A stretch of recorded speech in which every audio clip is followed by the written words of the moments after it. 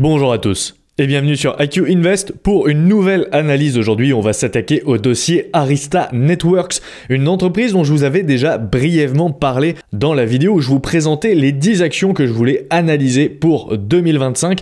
Et Arista est une entreprise extrêmement prometteuse qui est située sur un secteur en pleine croissance, à savoir les data centers et surtout les data centers liés à l'IA. Donc on va creuser tout ça aujourd'hui et vous allez voir en conclusion quel est mon prix juste, mon prix d'entrée pour Arista Networks et si je vais l'ajouter à ma watchlist ou pas. Comme d'habitude, cette vidéo va être découpée en 4 étapes. Premièrement, nous verrons la société Arista Networks, puis nous ferons l'analyse quantitative, donc nous examinerons les ratios et les chiffres, puis l'analyse fondamentale, et enfin nous terminerons par l'évaluation du prix pour déterminer si elle est sur- ou sous-évaluée par les marchés, et nous ferons une conclusion.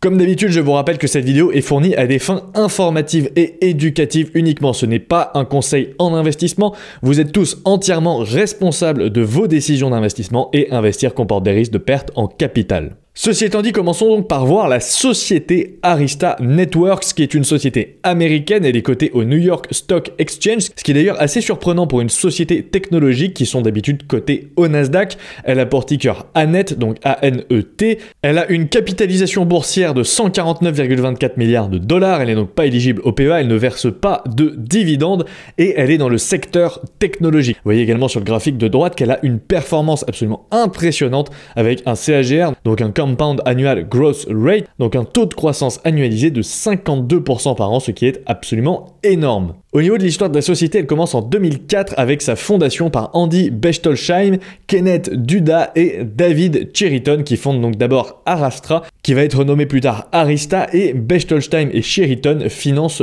eux-mêmes l'entreprise. En 2008, Jayshree Ullal quitte Cisco après 15 ans et est nommé CEO d'Arista. En 2014, Arista Networks réalise son IPO, donc son introduction en bourse au New York Stock Exchange sous le ticker ANET, et Cisco dépose 2 plaintes contre Arista pour violation de propriété intellectuelle. En 2016, la plainte de Cisco est rejetée. En 2018, Arista Networks acquiert Mojo Networks et Meta Mako, puis intègre sa gamme de produits sous le nom de la série 7130. En 2019, la CEO d'Arista, Jayshree Ullal, est nommée sur la liste des meilleurs PDG au monde selon Baron. En 2020, Arista acquiert Big Switch Networks et Awake Security, et en 2022, elle acquiert Pluribus Networks, qui est une société de cloud. Au niveau des ventes par activité, on a 85% qui proviennent des produits et 14% qui proviennent des services. Au niveau des ventes par région, on a 44,7% en Amérique, 43,7% aux États-Unis, 6,5% en Europe, Moyen-Orient, Afrique et 5,2% en Asie-Pacifique. Ici, je vais vous présenter quelques schémas, je vais vous en présenter 3, donc on va pas trop rentrer en détail dedans, mais n'hésitez pas à faire pause sur la vidéo pour voir un peu toutes les entreprises qui constituent les différents écosystèmes. Donc là, on a l'écosystème des data centers spécifiquement, et on retrouve dans la partie networking Arista Networks avec ses principaux concurrents, à savoir Cisco, Nvidia, Broadcom, Intel, etc. Donc la partie networking, ça va être toute la partie réseau des data centers, puisque forcément les data centers doivent être connectés à Internet, et il faut gérer le réseau, il faut gérer Internet au sein des data centers. Vous imaginez bien que connecter des centaines, voire des milliers de serveurs en même temps, ça nécessite une infrastructure extrêmement performante. Ensuite, ici, je vous ai mis la Cloud Value Chain, donc l'écosystème du cloud. On retrouve encore une fois Arista dans la catégorie networking. N'hésitez pas à faire pause. Et ensuite, ici, vous avez le AI Data Center Value Chain, donc globalement l'écosystème des data centers, mais focus sur l'IA, où on retrouve également Arista Networks dans la partie networking, puisque c'est Arista Networks en grande partie qui fournit bon nombre des commutateurs, donc des switches réseau pour tous ces data centers. Au niveau du business model d'Arista Networks, donc c'est un leader de l'industrie en matière de données, et notamment pour le cloud et les grands data centers, et elle propose 3 catégories de produits.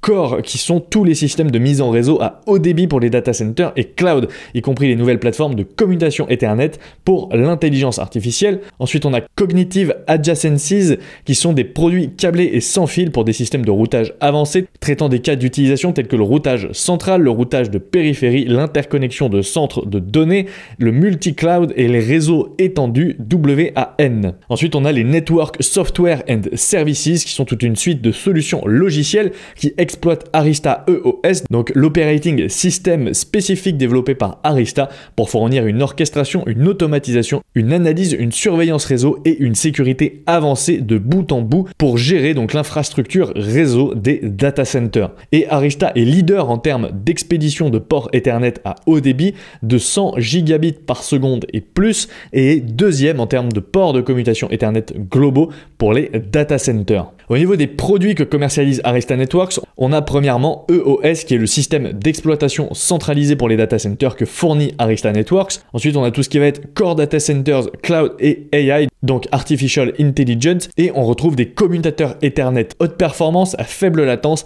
et des solutions pour l'interconnexion de GPU et du stockage. Donc globalement, ça va être l'infrastructure réseau qui va gérer les data centers et connecter tous les serveurs, tous les GPU ensemble. Ensuite, on a Cognitive Adjacencies, donc avec des commutateurs cognitifs pour campus, avec une gestion unifiée des réseaux filaires et Wi-Fi, du routage de cloud et des systèmes de routage WAN. Ensuite, on a des logiciels et services réseau avec Cloud Vision, qui est une plateforme de gestion multidomaine, Service A Care, qui est le support client global, Dance Monitoring, qui est une solution de monitoring avancée avec une visibilité complète, et Arista Guardian Network Identity, qui est un service d'identité réseau basé sur l'IA. Et enfin, on a Cloud EOS, qui est une solution de mise en réseau multi-cloud pour tout type de cloud. Au niveau des clients d'Arista, on a une clientèle qui est relativement diversifiée avec des fournisseurs de cloud et services comme AWS, Azure, Google Cloud, vous les connaissez, des services financiers avec des banques, bourses, sociétés de trading qui vont mettre en place des data centers ou des clouds privés.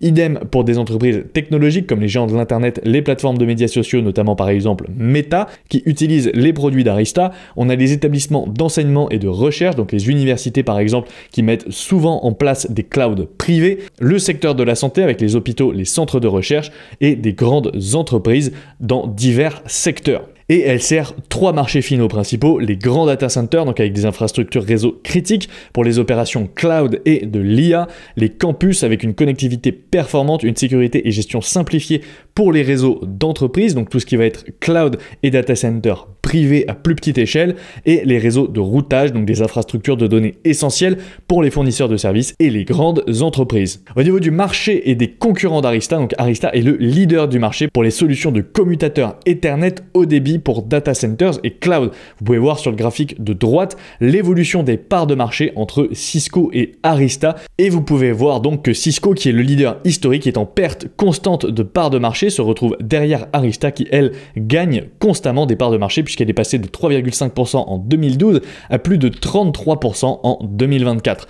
On retrouve aussi d'autres acteurs plus petits sur le marché comme Juniper ou Nvidia, et le marché des commutateurs pour data center a une croissance estimée d'environ 9,2% par an sur les 5 prochaines années d'après Grandview Research, donc on a une belle croissance devant nous. Au niveau du management, on retrouve donc Jayshree Ullal au poste de CEO depuis 2008, donc elle était auparavant chez Cisco pendant plus de 15 ans. Andy Bechtolsheim, donc un des cofondateurs et chief architect depuis 2004.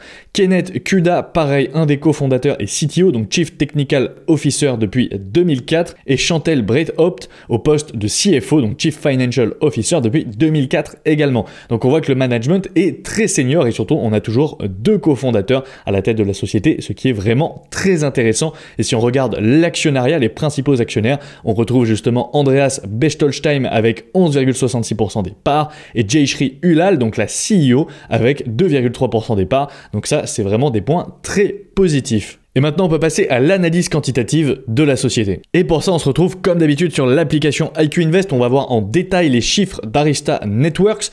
Profitez-en puisque en ce moment, jusqu'à la fin de la semaine, vous avez moins 15% sur les abonnements mensuels et annuels, en sachant que c'est valable le premier mois. Pour les gens qui veulent tester l'application, c'est le moment parfait.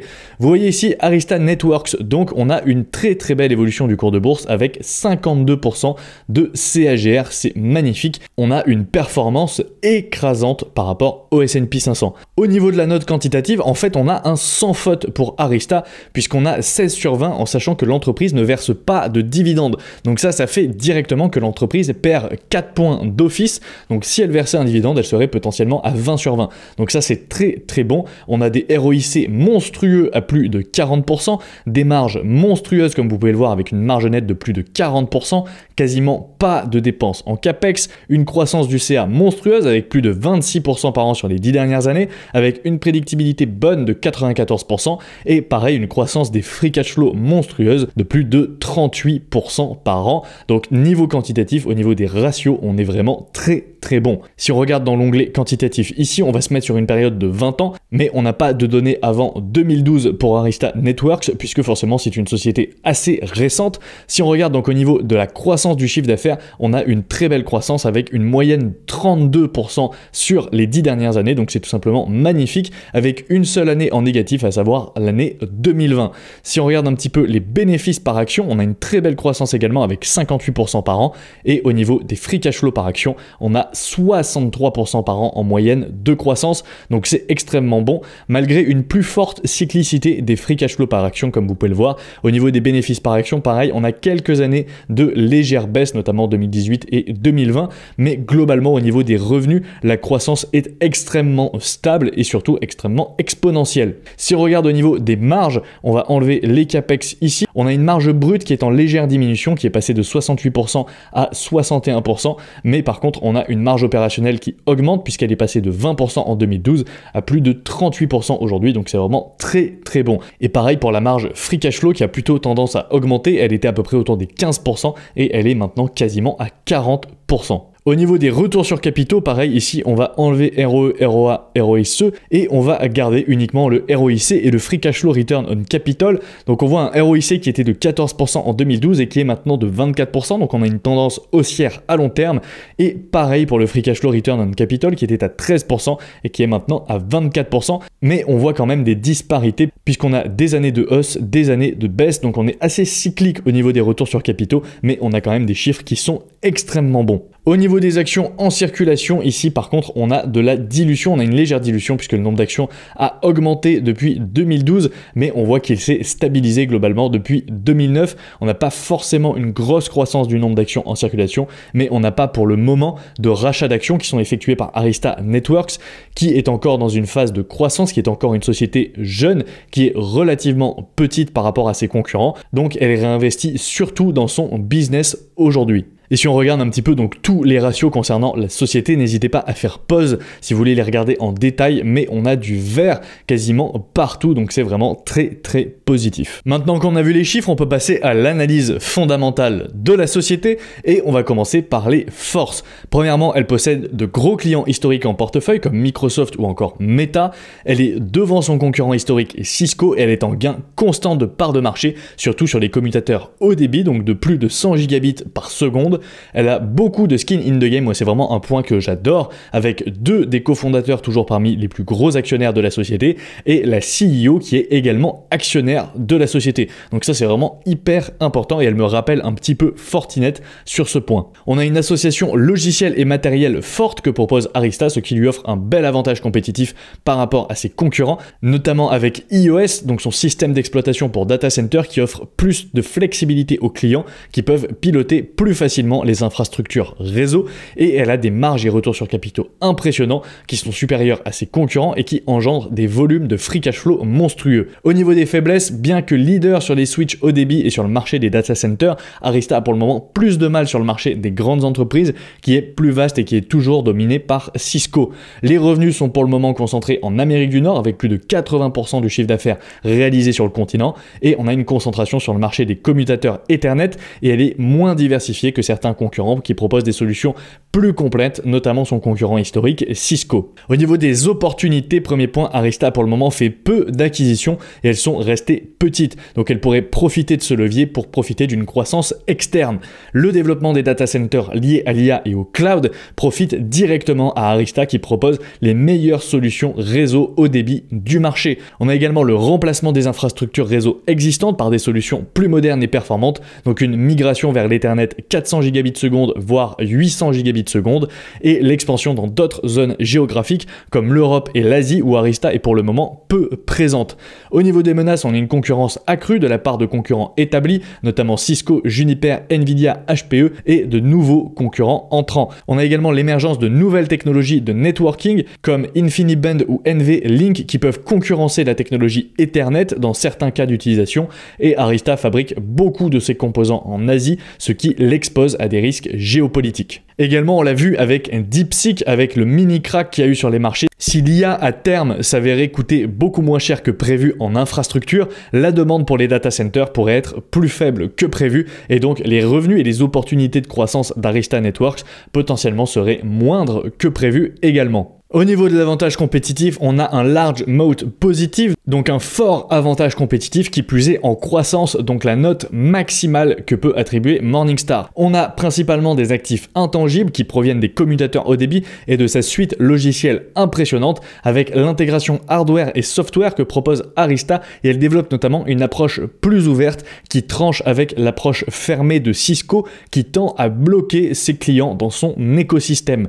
Également, on a des coûts de changement puisque une fois que les équipements sont installés et les équipes formées sur les solutions d'Arista, il est peu rentable de passer chez un concurrent, notamment car il faudrait des investissements massifs pour changer le matériel et surtout il faudrait des semaines de formation pour réentraîner les équipes sur les nouvelles solutions. Au niveau de la checklist fondamentale, si on commence par les revenus, premier point, les revenus ne sont pas récurrents puisque les revenus d'Anet dépendent principalement de la vente d'hardware. Les produits ne résistent pas au changement selon moi, le secteur technologique évolue rapidement et de nouvelles solutions peuvent émerger. Et on l'a vu avec Cisco par exemple, qui est passé de leader et qui maintenant est plutôt au second plan puisqu'elle s'est faite distancer par Arista. Donc c'est également un sort qui pourrait arriver à Arista si jamais un concurrent plus performant venait arriver sur le marché. L'entreprise évolue dans un marché en croissance puisque le marché des data centers principalement est en pleine expansion et les revenus pour moi ne sont pas diversifiés puisque Anet dépend fortement de l'Amérique et des commutateurs réseau. Au niveau du management par contre ici on est très bon avec une bonne allocation du capital, on a vu que les retours sur capitaux sont impressionnants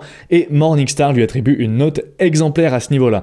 Les marges de l'entreprise augmentent à long terme, notamment avec la marge opérationnelle et la marge nette qui augmentent malgré une légère baisse de la marge brute.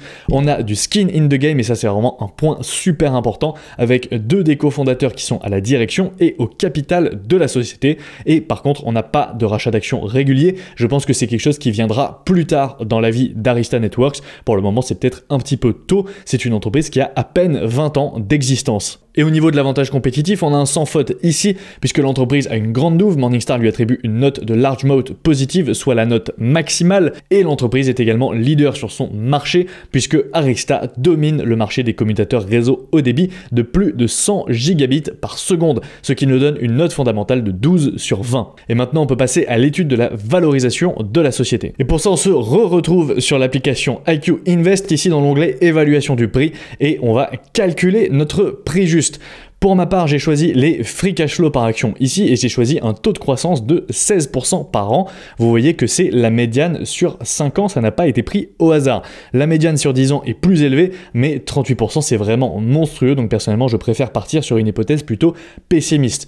Et ensuite j'ai choisi 36 de multiples finales, donc globalement on applique le taux de croissance des free cash flow, donc on part des free cash flow par action TTM, donc Trading 12 Months de 2,53, on applique 16% de croissance, ce qui nous donne 3,4, 3,94, etc.